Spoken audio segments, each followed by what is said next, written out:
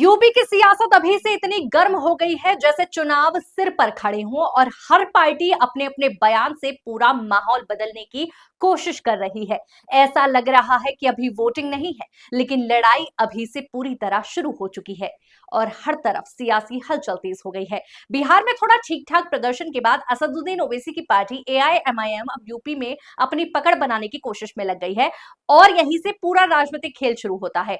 ओवैसी की पार्टी की नजर अब यूपी की उन सीटों पर है जहां मुकाबला टाइट रहता है और हर वोट का अपना अलग असर होता है। ओवैसी की तरफ से ये बात सामने आती है कि वो यूपी में सपा के साथ मिलकर चुनाव लड़ना चाहते हैं, यानी अगर ये गठबंधन बनता है तो यूपी की पूरी राजनीतिक तस्वीर बदल सकती है, क्योंकि सपा पहले से ही इंडिया गठबंधन का हिस्सा है और कांग्रेस भी उसी गठबंधन में शामिल है। ऐसे में अगर कोई नया चेहरा या नई पार्टी इस समीकरण में आती है तो सीटों का पूरा गणित हिल सकता है।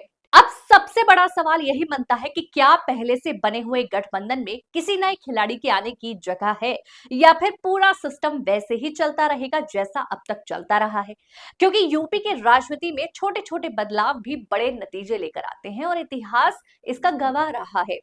इसी बीच लखनऊ से अखिलेश यादव का बयान आता है और सियासी पारा और ज्यादा ऊपर चला जाता है।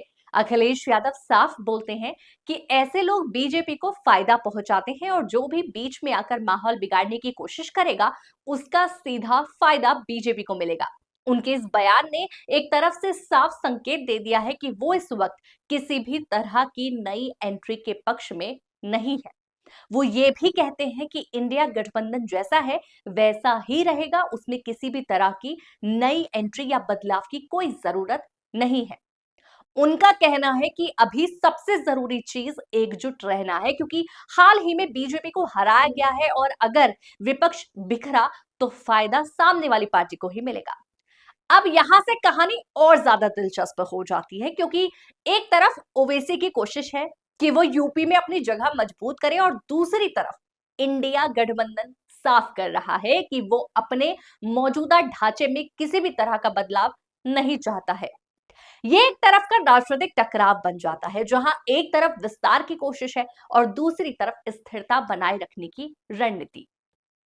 और इसी टकराव के बीच सबसे बड़ा सवाल खड़ा होता है कि क्या ओवैसी की एंट्री सिर्फ चर्चा तक सीमित रहेगी या फिर यूपी की सियासत में कोई बड़ा बदलाव लेकर आएगी, क्योंकि यूपी की राजनीति में एक छोटा सा फैसला भी पूरे चुनाव का रुख बदल देता है और यहां पर हर सीट, हर जातीय समीकरण और हर गठबंधन का अपना अलग असर होता है।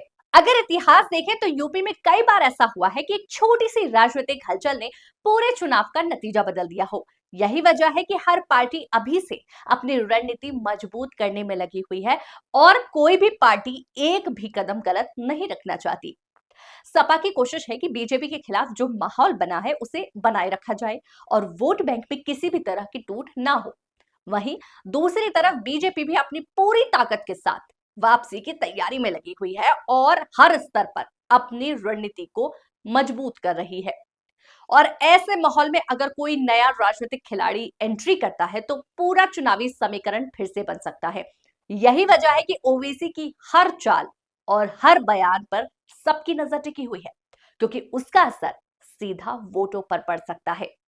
लेकिन फिलहाल अखिलेश यादव के बयान से ये साफ हो गया है कि आईएनडीआईए गठबंधन किसी भी नए बदलाव के मूड में नहीं है और वो अपने पुराने ढांचे को ही आगे लेकर जाना चाहते हैं। उनके हिसाब से स्थिरता की इस वक्त सबसे बड़ी ताकत है और उसी के दम पर चुनाव जीता जा सकता है। अब देखना यह है कि आने वाले दिनों में क्या ओवैसी अपनी रणनीति को आगे बढ़ाते हैं या फिर उन्हें पीछे हटना पड़ेगा, और क्या आईएनडीआईए गठबंधन अपने इस फैसले पर कायम रहता है या फिर कोई नया राजनीतिक मोड़ देखने को मिलता है, क्योंकि राजनीति में कोई भी स्थिति हमेशा के लिए फिक्स तो रहती नहीं है और हर दिन नया समीकरण बनता है और बिगड़ता रहता है। और यही इस पूरे चुनाव की सबसे बड़ी खासियत है कि यहाँ कुछ भी आखिरी नहीं होता। हर बयान के बाद नया सवाल पैदा होता है और हर सवाल के बाद एक नया ट्विस्ट सामने आता है। अब असली खेल शुरू हो चुका है और आने वाले समय में यही तय करेगा कि यूपी की सत्ता की कुर्सी किसके हाथ में जाएगी और कौन किसके साथ खड़ा होगा या किसके खिलाफ जाएगा।